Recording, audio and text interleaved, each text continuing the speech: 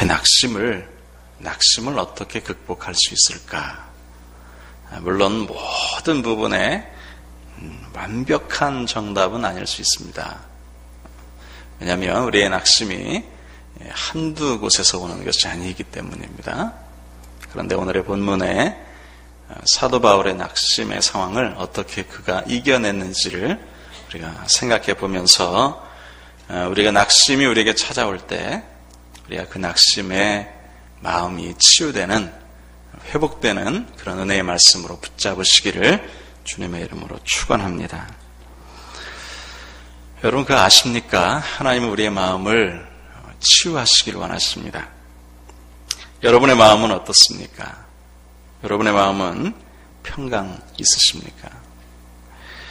마음이 언제나 잔잔한 호수처럼 그렇게 평안하십니까? 대부분의 사람들, 그리고 대부분의 일상은 그렇지 않은 것 같습니다. 여기에 모이신 분들도 마찬가지 아닐까 생각합니다. 잔 파도가 끊이지 않습니다. 때로는 폭풍이 몰아치기도 합니다. 그래서 크고 작은 풍랑이 우리의 마음 가운데 있습니다. 주의 평강이 가득한 마음 상태는 아니라는 것이죠. 마음의 평강을 빼앗아가는 적들이 많이 있습니다. 불안, 근심, 걱정, 두려움.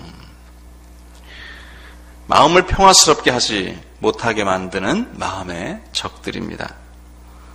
마음의 평강을 깨는 적 중에 어쩌면 이 낙심이라는 것이 큰 주제가 아닐까 생각합니다. 지난 금요일에 금요기도회 때 말씀을 나눈 일화 중에 엠마오로 가는 두 제자에 대한 이야기를 같이 나누었습니다. 엠마오는 예루살렘에서 약 30리쯤 떨어져 있는 곳인데요. 두 명의 제자가 실망과 슬픔에 빠져서 낙심되어서 황혼역의 엠마오로 향하고 있었습니다. 낙심의 길을 걷고 있었습니다. 엠마오라는 원문의 뜻을 보면 알지 못한다 라는 뜻이 있어요. 그 말은 방황한다, 방황의 길이다 라는 뜻입니다. 엠마오는 서쪽에, 예루살렘의 서쪽에 위치하고 있어서 예루살렘으로 보면 해지는 쪽에 위치하고 있는데, 해지는 편에 있다라는 것이 어쩌면, 그리고 내려간다라는 것이, 또 그곳이 알지 못한다, 방황하는 길이다라는 것이 예수님의 말씀에 상징성을 띠고 있습니다. 여러분, 우리의 가는 길이 마치 엠마오로 향하는 길은 아닐까? 엠마오의 길은 낙심의 길이었습니다. 시리와 절망에 빠진 사람이 희망을 잃어버리고 가는 길이었습니다. 뚜렷한 인생의 희망이 보이지 않는 길이었습니다. 혹시 지금 엠마오의 길을 가고 계시지는 않으십니까? 그 길은 모든 것을 잃어버려놓고 절망 중에서 마음의 슬픔을 가지고 위로받을 길이 없어서 가는 그 길입니다. 누군가를 붙들고 울고 싶은 그 길인 것이지요. 혹시 지금 그런 마음을 갖고 있지는 않으십니까? 생각해보면 수많은 사람들이 너도 나도요, 이 엠마오로 향하는 나그네의 인생이 아닐까. 나그네 인생이 아닐까. 괴테라는 철학자 이런 말을 했다고 그래요. 인생은 부활하신 주님을 만나기까지 아무리 화려한 성공을 했다 할지라도 처량한 나그네에 불과하다. 인생은 나그네길이라고 이야기를 하고 있는 것이죠. 처량한 나그네길. 그 에밀 브루너라고 하는 희망의 신학자라고 하는 분이 이렇게 이야기를 합니다. 허파에 산소가 필요하듯이 인생에는 희망이 필요하다. 낙심이란 말은 무엇입니까? 이 희망이 꺾였다는 것이죠. 소망이 꺾였다는 것입니다. 그래서 절망적인 상황 가운데 있다는 것을 의미합니다. 허파의 산소가 분명히 필요하잖아요. 인생을 살아가는 데 있어서는 희망이 필요한데 그 희망이 자꾸만 좌절되는 거예요. 그래서 낙심되죠. 일어나려고 해봐도 또 낙심거리가 찾아오고 일어나려고 하는데 또 어려움이 찾아오고 하면서 우리 마음을 적잖하게 낙심되게 합니다. 그래서 인생의 길은 엠마오의 길인 것 같습니다. 예수님의 제자들 생각해 볼까요? 그들은 그들의 생에 어쩌면 3년 반 동안 당신들의 모든 생업을 전폐하고 예수님을 따랐습니다. 모든 희망을 예수님에게 다 걸었습니다. 예수님과 함께 살아가는 것이 그들에게는 생활고는 있었지만 마음에 감격이 있었습니다.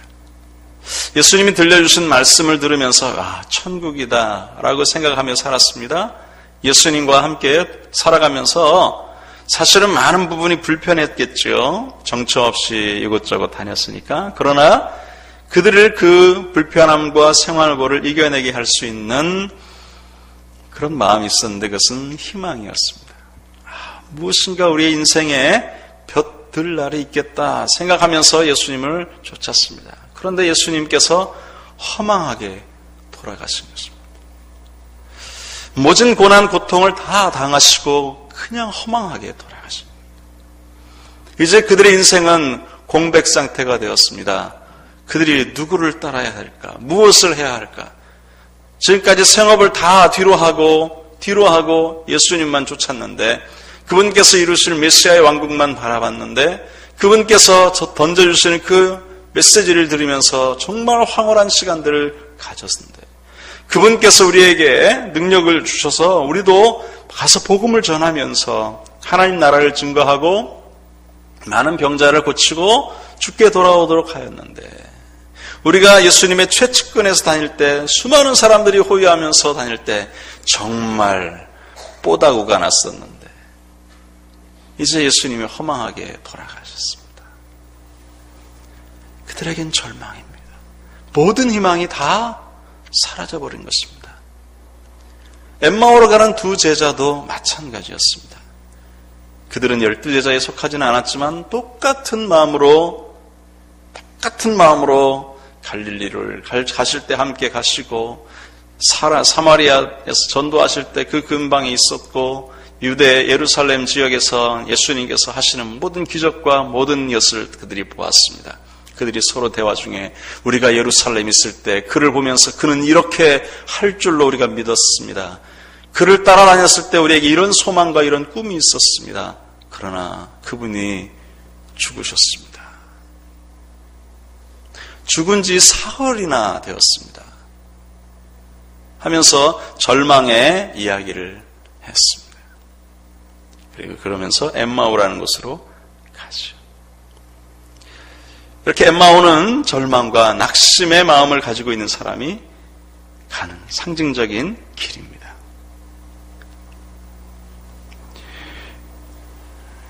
여러분 우리 가운데도 그런 절망과 그런 낙심이 있지 않으신지요? 그 낙심의 상황을 주님께서 이 시간에 우리에게 위로의 말씀, 치유의 말씀으로 다가올 수 있기를 주님의 이름으로 축복합니다. 그때 주님께서 하시는 대화는 이것입니다.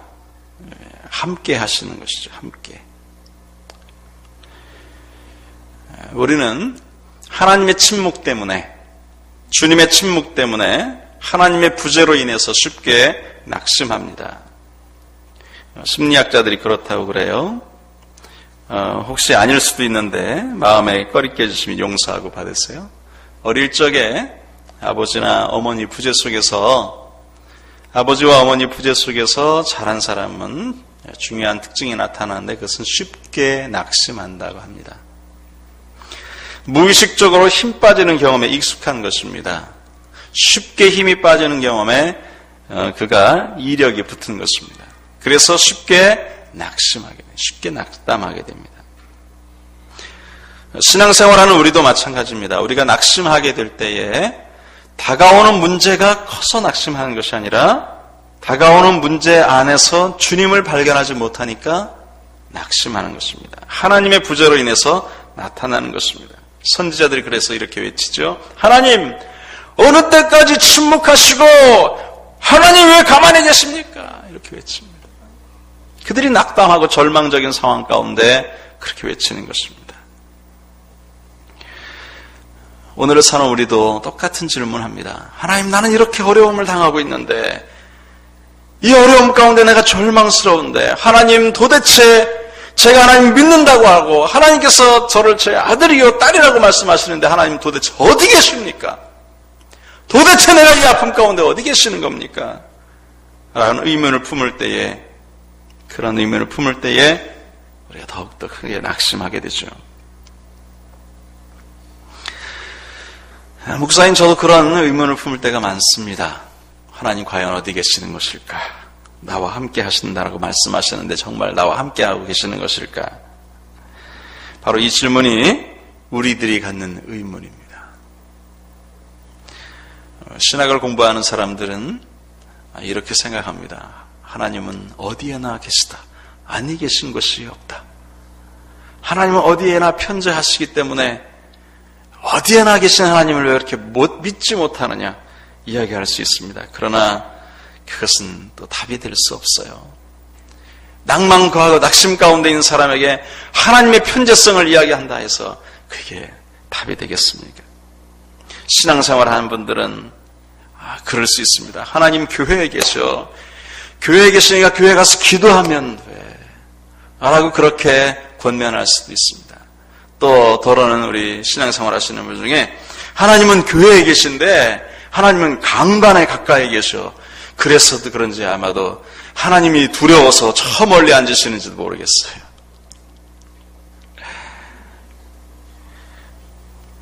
대부분 안내위원들이 이제 앞쪽으로 앉으세요, 전도사님들이 앞쪽으로 앉으세요 해도 그때만 듣지요. 그 다음 주가 가면 잊어버려요. 앞자리가 괜히 부담스러운 거예요. 어떻게 낙심을 극복할 수 있을까요? 자, 본문으로 돌아옵니다. 우리 17절을 같이 읽겠습니다. 17절 함께 읽겠습니다. 시작. 주께서 내 곁에 서서 나에게 힘을 주심은 나로 말미암아 선포된 말씀이 온전히 전파되어 모든 이방인이 듣게 하려 하심이니 내가 사자의 입에서 건짐을 받았느니라. 주님은 어디 계십니까? 지금 사도 바울이 굉장히 낙심스러운 상황 가운데 있습니다. 그 상황은 잠시 후에 말씀드리겠습니다. 그 낙심스러운 상황 가운데 그가 주님 앞에 강하게 고백하는 것이 있습니다. 주님은 어느 곳에 계십니다라고 고백하지 않고요. 주님은 교회에 계십니다라고 고백하지 않고요. 주님 어디 계시다고 고백합니까? The Lord stood at my side. 바로 내 곁에 계신다. 사도 바울이 신앙을 공부하고 사도 바울의 서신서를 통해서 신학적인 내용의 교리를 정리하신 분입니다. 그 정리된 내용을 고백하는 것이 아닙니다. 사도 바울이 교회를 수없이 많이 세웠습니다. 그래서 교회론에 강하신 분입니다. 교회론에 입각해서 정의한 것도 아닙니다. 사도 바울이 지금 정의하는 것은 무엇입니까? 주님이 어디 계시는가? 주님이 어디에 계시는가? 이 낙심스러운 상황 가운데 주님께서 바로 내 곁에 계시다는 거예요. 마이 사이드에서 계시다는 거예요. 이것이 그의 낙담의 열쇠, 낙담을 해결할 수 있는 열쇠였습니다. 그는 혼자라고 느꼈습니다. 그래서 낙심의 상황이 그에게 다가왔습니다. 혼자라고 느낄 때 주님께서 그와 함께 하신다는 것으로 그가 일어났는데요. 그가 얼마나 혼자 있던 것을 느꼈냐면 지금 9절에서 16절을 9절에서 15절까지 읽지 않았는데 그 내용에 보면 나 혼자다라고 느꼈어요. 나 혼자다. 16절 정리된 말씀인데 16절을 같이 한번 읽겠습니다. 시작. 내가 처음 변명할 때에 나와 함께 한 자가 하나도 없고 다 다 나를 버렸으나 그들에게 허물을 돌리지 않기를 원하노라. 깊은 외로움 가운데 그는 낙심하게 됩니다. 나 혼자라는 것입니다. 대만은 세상을 사랑해서 자기의 길을 갔습니다. 사도 바울을 따랐던 수많은 사람들도 사도 바울을 떠나버렸습니다. 사도 바울은 지금 혼자입니다. 외롭습니다. 여러분, 우리가 신앙생활할 때에, 신앙생활과 사회생활을 할 때에, 사회생활 속에서 신앙생활을 내는 원리를 주장하면 이 왕따라고 하나요? 사회에서 아주 외롭게 지내죠. 외롭게 지내요. 친구들도 하나 둘 이렇게 정리할 수밖에 없는 그런 상황 가운데 있습니다. 그러다 보면 이제 신앙생활 하는 분들과의 새로운 교제권이 형성되긴 하지만 여하튼 우리가 이 사회 속에서 참 외롭습니다. 아마 그 느낌과 그 상황은 여러분들이 더 많이 저보다 아실 것입니다. 많은 부분에 외로움이 있습니다. 예수님도 그러시죠. 예수님께서도 수제자인 사도 베드로가 예수님을 부인합니다. 예수님께서 가장 제자들의 위로가 필요할 때에 제자들은 다 뿔뿔이 흩어졌습니다. 예수님께서 고난과 고통을 당하실 때에 그때 물 한 모금이라도 줄 사람이 필요할 때에 사람들을 찾아볼 수가 없습니다. 다 자기의 그 안전을 위해서 다 예수님을 떠나버렸습니다. 예수님은 고통의 무게도 컸지만 그 고통 상황 가운데 외로움의 무게감도 컸으리라 생각합니다. 우리도 신앙생활 하다 보면 쉴 새 없이 외롭습니다. 주일을 지키다 보면 그렇고요. 예배를 참석하다 보면 그렇고요. 봉사활동을 하다 보면 또 그렇고요. 또 이 살기도 어려운데 주일마다 예배 참석하면서 이 헌금 저 헌금 하면서 이런 부분들도 사실은 우리가 경제적인 외로움에 있을 때가 있습니다. 사람들의 조롱을 받을 수도 있습니다. 마음이 상할 수도 있습니다. 외롭습니다. 외로움 때문에 그가 낙심하고 있습니다. 자, 또 하나 낙심할 수 있는 상황이 있는데 그것은 삶의 어려움 때문에 낙심할 수 있습니다. 신앙생활을 하면 모든 일이 다 순탄하리라 생각할 수 있지만 그렇지 않잖아요. 그렇지 않잖아요. 풍파 없이 살아가지 못합니다. 예수님을 믿어도 신앙생활을 바르게 해도 기도를 해도 어려운 일을 당할 때가 있습니다. 그런 일들이 우리를 낙심하게 됩니다. 읽으셨던 17절의 말씀의 마지막 말씀에 그가 어떤 상황 가운데 있습니까? 내가 사자의 입에서 건지었느니라 라고 이야기합니다. 내가 사자의 입에서, 내가 죽을 고비에서 많이 벗어났다 이렇게 이야기하는 것입니다.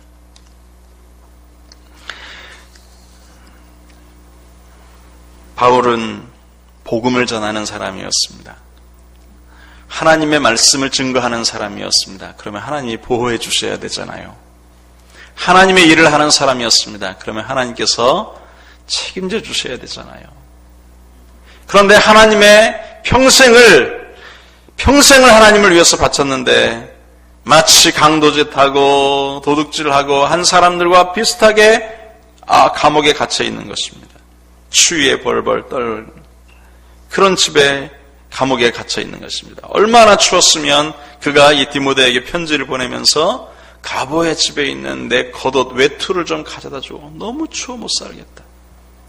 이렇게 이야기를 합니다. 여러분, 우리가 신앙생활을 하다 보면 신앙생활 하면서도 어려움을 당합니다. 어려움을 당할 때 사도 바울 정도의 어려움은 아닐 수도 있지만 그럴 때 우리는 낙심하게 됩니다.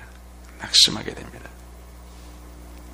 그때도 외로울 때도 어려움을 당할 때도 그래서 찾아오는 낙심 상황이 있다 할지라도 그것을 이겨낼 수 있는 유일한 길은 무엇입니까?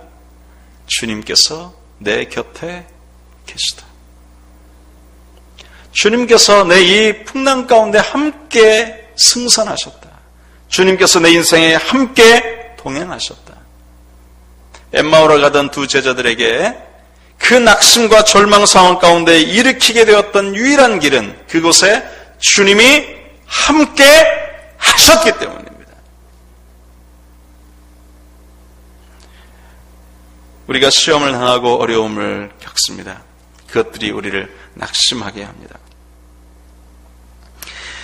우리가 일을 교회에서도 사명을 감당하다 보면 많이 낙심할 때가 있습니다.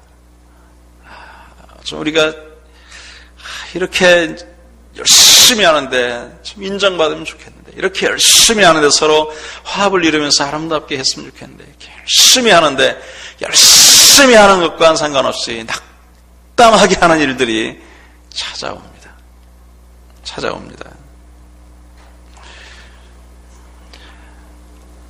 여러분 저를 보실 때에 목사라는 이 직분이 저에게 딱 어울린다고 생각하십니까? 답은 하지 마세요. 그냥 속으로만.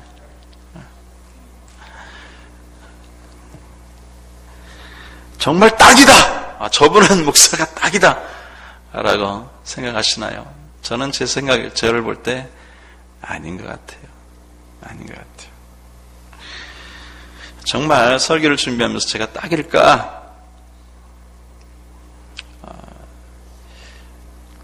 그렇다면 주님의 마음을 가지고 목회를 해야 되는데, 낙담하게 되는 상황 가운데 있을 때 의연하게 이겨내야 되는데, 낙담하게 하는 상황, 낙심하게 하는 상황이 항상 힘든 거예요.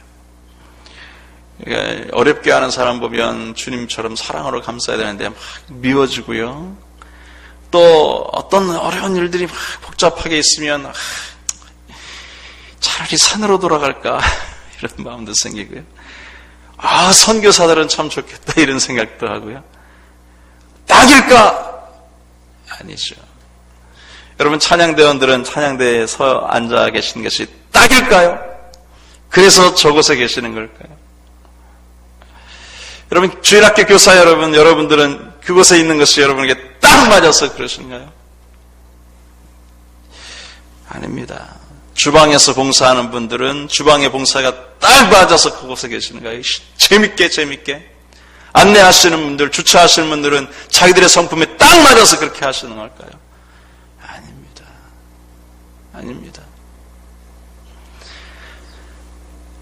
아닙니다.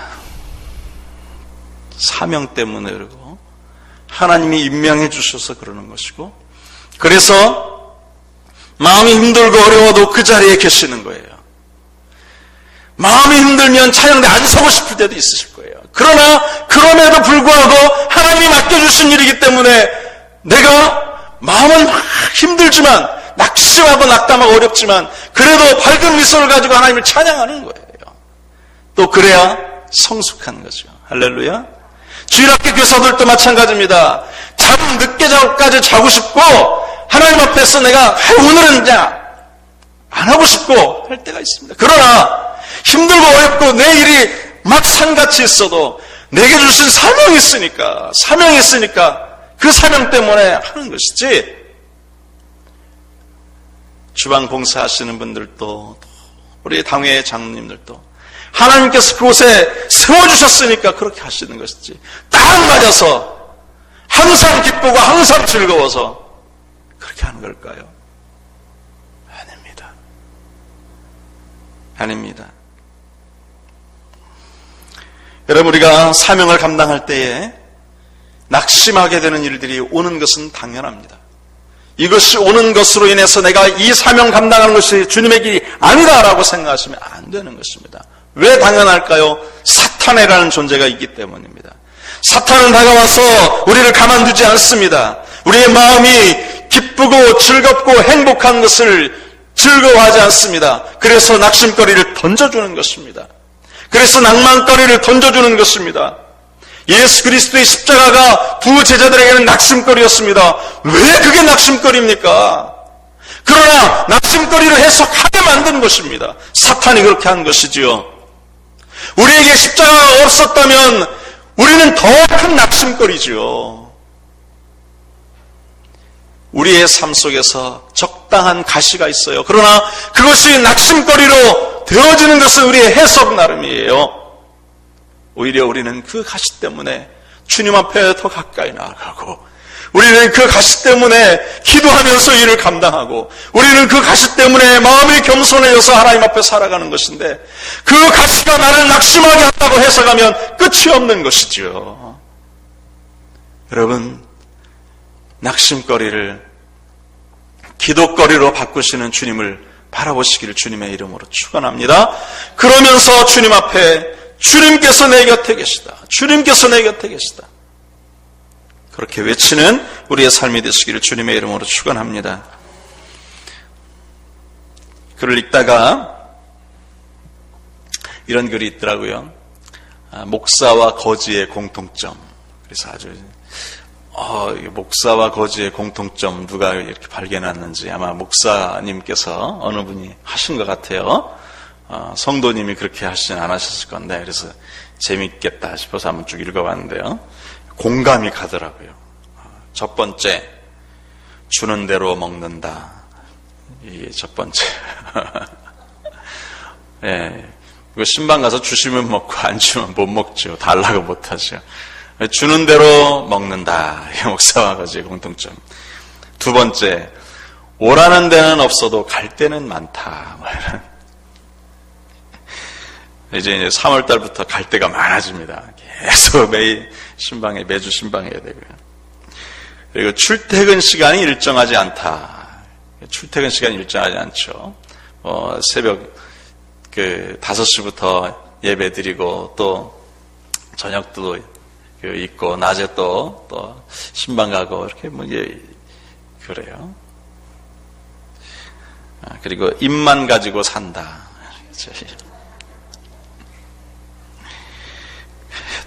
또 하나는, 되기는 힘든데 되면 끝까지 하게 된다. 끝까지 목사가 아니라고 할 수 없죠. 항존직이라 해서 직임이 없어도 평생 그냥 목사인 거예요. 어느 회사 사장은 사장 끝나면 그냥 사장 아닌데, 목사 끝나도 목사가 아니라고 할 수 없어요. 그냥 평생 목사로 사는 거예요.